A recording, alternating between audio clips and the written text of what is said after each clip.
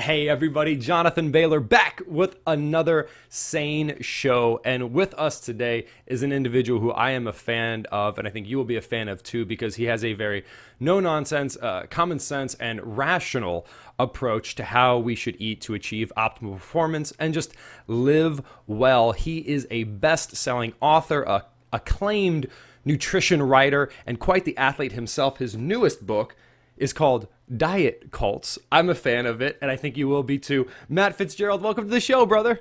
So great to be with you. Well, Matt, again, thank you for sharing your time with us. And I really wanted to have you on the show, and I was pleased to receive a copy of your book because you and I are cut from the same cloth in the sense that it sounds like you must have been fed up with all the ideology. It's almost like this diet thing has become a religious discussion. Yep. Yeah, exactly. I sort of envisioned this. This is one way to spin why I wrote this book. I wanted to create something that, if you have a friend or a colleague or a family member who's just kind of annoying you, like judging what you eat and, is just, obviously pretty aggro about some diet that they found that, they just can't stop talking about, you could hand them this book and say, here, read this. And then, the idea is that that person will leave you alone afterwards. That's sort of the type of gift I wanted to offer people. Oh, I can definitely empathize with that, Matt. And how has your experience been so far? Because what we live in a culture that seems to crave diets, right? Like, tell me the 7 foods that I can eat for the next 15 days and this predictable thing is going to happen, versus in your book and in my work, you outline much more of like a template and a guideline that you then need to personalize. Has it been hard to communicate that to people because they want this prescriptive ideological approach, or what's been your experience there? Yeah, that's a great question. And what I'm finding is actually rather encouraging. I think, the reason all these, silly sham diets exist is because we ask for them. So, in a sense, we have no one to blame but ourselves. But I think almost everyone out there is capable of, being reasonable. And, you may have to go through some experiences of being burned a few times before you get there. But that's what I'm finding. I've even had some interesting conversations with some pretty hardcore and zealous, paleo people or vegans. And, when I keep the tone of the conversation the way it is in the book itself, which is part of what I'm trying to do, is change the tone, I find that I can bring people who disagree with me around to have, a reasonable conversation, and then they'll actually take something out of it. Not necessarily I'm going to change my diet, but I'm going to change how I talk about my diet with other people, which is pretty cool. That is very cool. And Matt, I know you do a lot of historical exploration in the book. Do you have any insights, or did your research lead you into why do people get so passionate about how they eat? You could imagine, I mean, for some people, there's like, whatever, I just eat whatever. And then for other people, it literally is almost part of their identity. What is it about eating that has maybe that emotional aspect to it?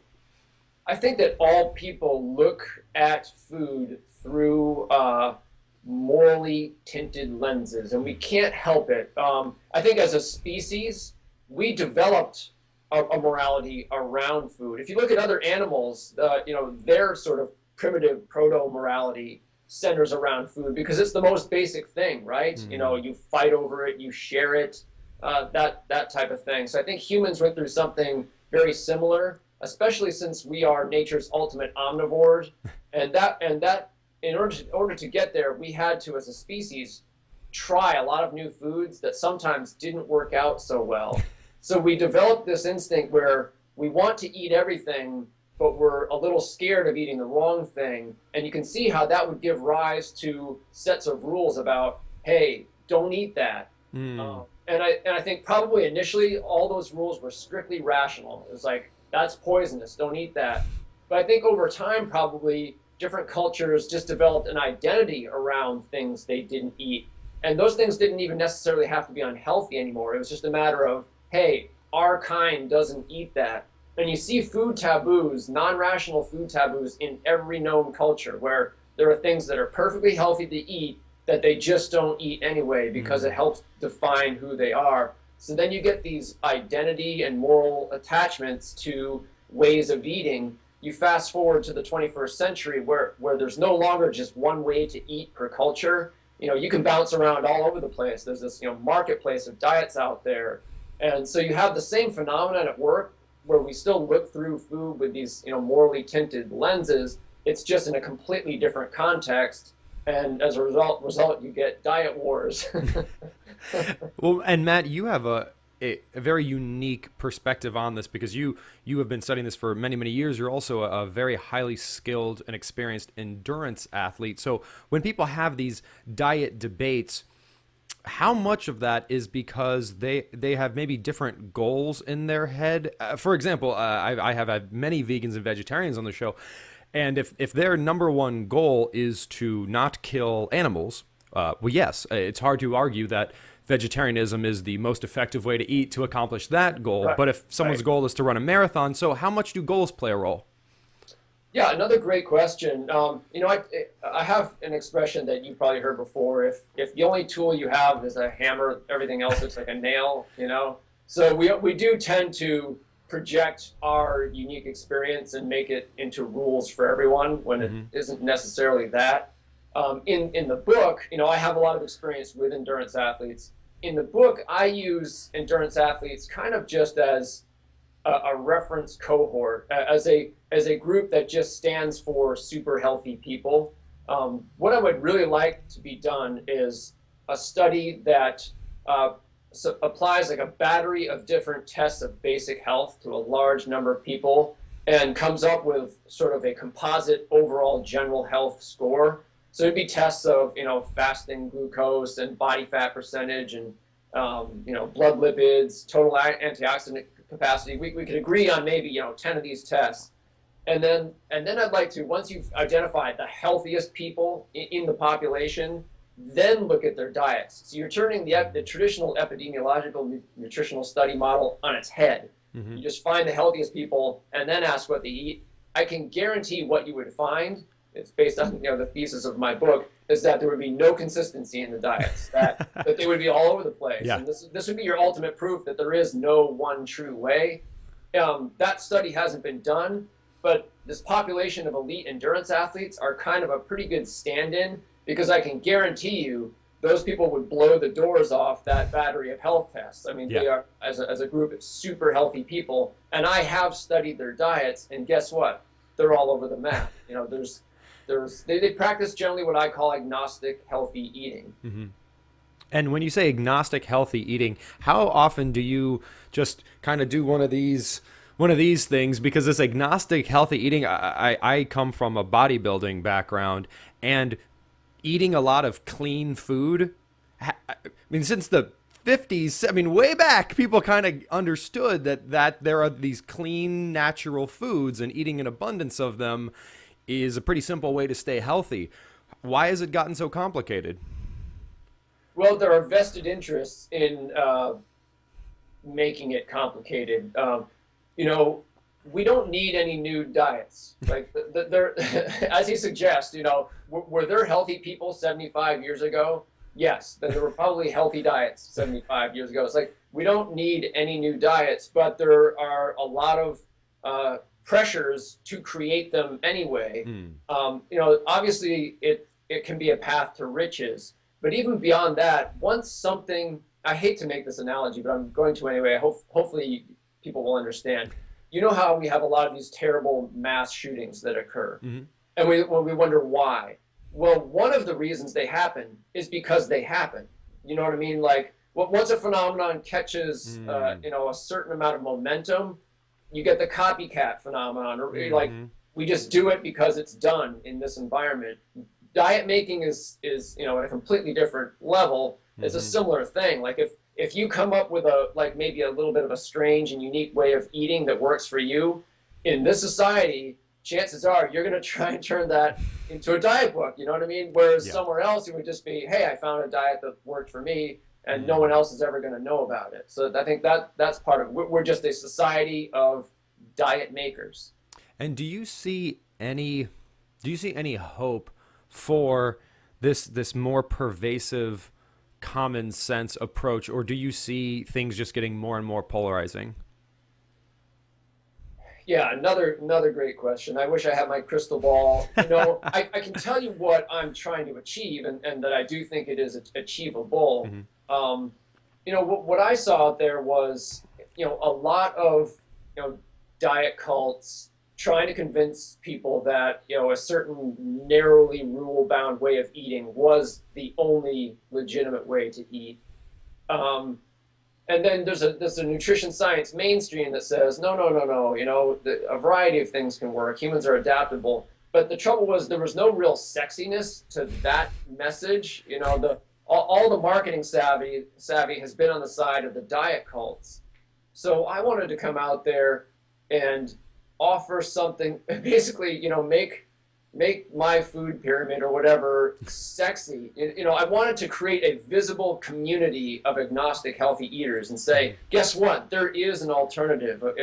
If you can't swallow the doctrine of the paleo diet, or if you just can't deal with the arbitrary restrictions of some of these sugar-free diets or whatever it is, then hey, there is something else for you. You're not just left to kind of figure it out on your own. So I'm not trying to convert everyone to this way of eating. I just want it to be there, because a lot of the diet cults are perfectly fine. They're perfectly healthy, or at least they can be, if you do it carefully. So I don't want to steal every last convert from those diets. I just want something else to be out there for people who can't necessarily match themselves up with one of the existing restrictive options. Hmm. When speaking of diet cults, specifically using the term cult, I had a very interesting personal experience recently. I was at the Paleo FX conference, and I was on stage on a panel with Mark Sisson and Sean Croxton, other big leaders in that movement.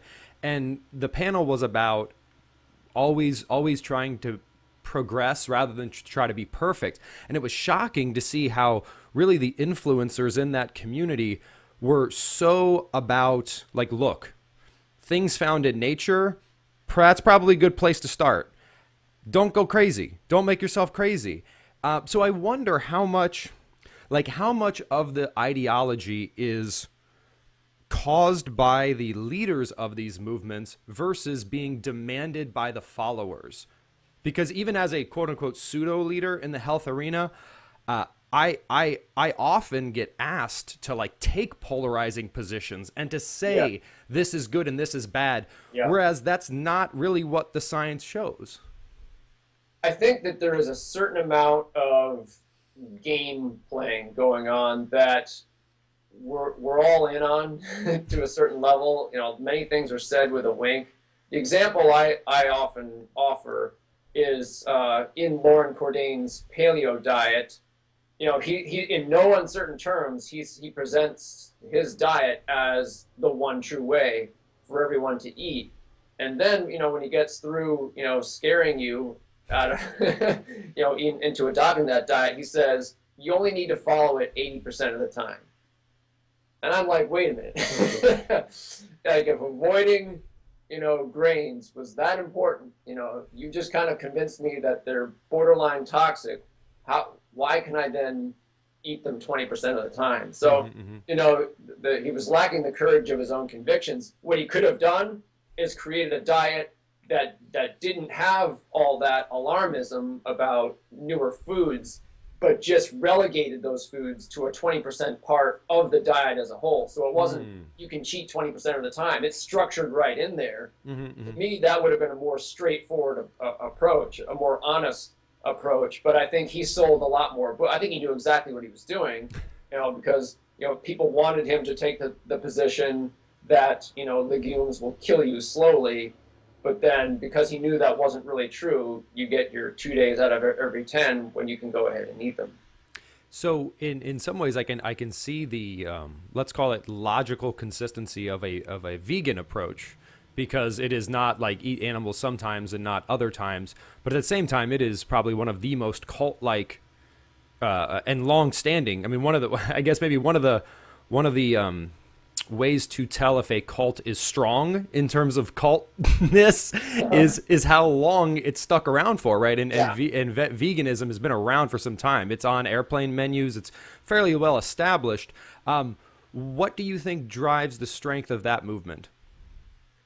Well, you just said it, that it is ancient, and that it does have a different kind of moral slash ethical foundation. It's all about whether it is right to slaughter animals, basically, or mistreat animals.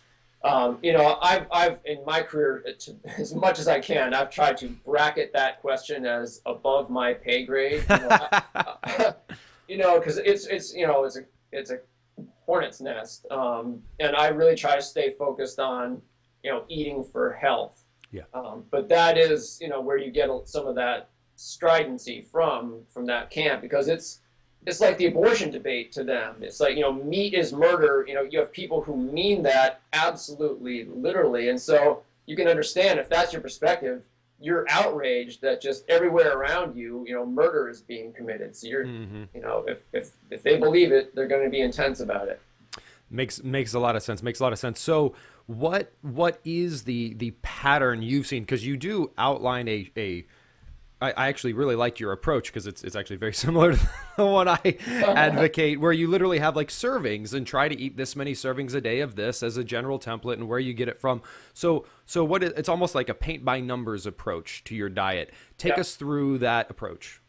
Yeah. So I call it agnostic healthy eating. And one of the premises is that there is no one right way to eat. And we actually may never even be able to scientifically pin down like a set of rules that you can't violate, because the physiology is so complex. It's like trying to nail jelly to the ceiling.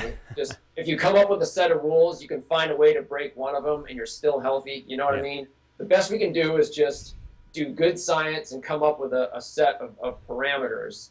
And we also want to base things on things besides just the ultra rational aspects, because we're human. We eat for pleasure. We are natural omnivores. So we need to consider that as well. So that's one of the reasons my agnostic healthy eating game is structured on food types, because it keeps it simple. It keeps it grounded in what's familiar. So I just create a hierarchy of food types ranked in descending order of quality, with vegetables at the very top and then fried foods at the very bottom. And the game is as simple as this. You are to try to eat the highest quality food more often than any food of lesser quality, all the way down the list. Not meal per meal, because it doesn't work on that scale, but by the end of each week, if you're sort of keeping tally, that's what you should see, that you've eaten vegetables more often than fruit more often than nuts, seeds, and healthy oils, right on down the list, so that you've eaten fewer fried foods than any food of higher quality. The idea is not to, aim for absolute perfection in that, but that should be the general trend. And if you are maintaining that general weightedness towards high quality, I can guarantee you're going to be satisfied with your health. But also, there's plenty of room within that framework for individual choice. So, for example, if you just can't stand, say you're one of these people who just doesn't do well with grains. I'm a grain guy, but not everyone is. You don't have to eat them. They're not. Only the fruits and vegetables are essential. The 4 other high-quality food categories are recommended but non-essential. And then the 4 low-quality food categories, which are refined grains, sweets, low-quality meats, and fried foods, none of those are forbidden foods. I classify them as acceptable, which means you shouldn't eat much of them, but they're not going to kill you. Let's be honest. Matt, you put fruit and vegetables there on the top of the stack. And have you seen folks, because I know I've seen this quite often, that treat fruit and vegetables as interchangeable, meaning that I don't know if we'll agree, but maybe we'll agree that eating 6 bananas is not the same as eating 6 servings of kale. But sometimes people, especially with children, will be like, vegetables, no, but I can get them to eat fruit. So there's almost a complete exclusion of vegetables and a complete replacement with fruit. Have you seen that, and do you have concerns with that? Yeah, I dug into that a little bit because as categories, they're if you line up their virtues, they're very, very similar. They've got, phytonutrients, vitamins, minerals, fiber, water content. So you're like, well, maybe they are interchangeable, but the little bit of science out there that I dug up indicates that they are actually complementary and synergistic when they're included in the diet together. And so I don't think you can get everything from just one or the other. I mean, I certainly have sympathy for parents who think, hey, at least it's a fruit. I'm not substituting kale with Wonder Bread. Yeah. But yeah, I mean, it's something to be mindful of that they're not truly fully interchangeable. And have you seen, without complicating things too much, have you seen that within the customization that can take place? For example, if someone eats a diet that would be higher in natural fats, like nuts and seeds, that, for example, would a diet that is incredibly high in the natural sugars found in fruits, like I eat 20 bananas a day, like the guy on YouTube or whatever, and that person also eating an abundance of natural fats, like would the like if I eat a lot of fruit, I should do this, or if I don't eat fruit, I should do more of this, or if I eat more fats, I should do this? Or do you just say no, just follow the food groups? Yeah, I really like to keep the focus on food versus what's in them, what's in foods, nutrients as much as possible.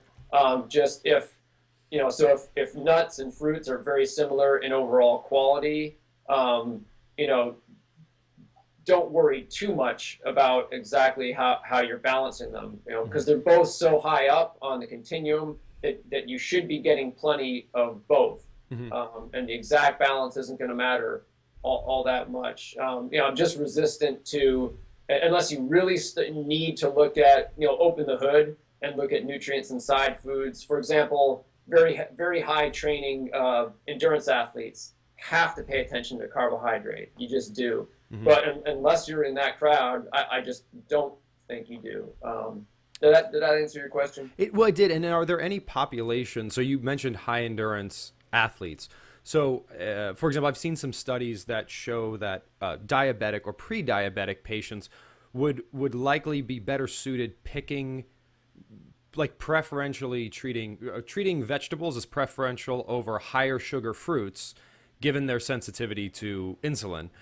Do you see any other subgroups of the population that would treat the hierarchy differently? Yes, there are plenty.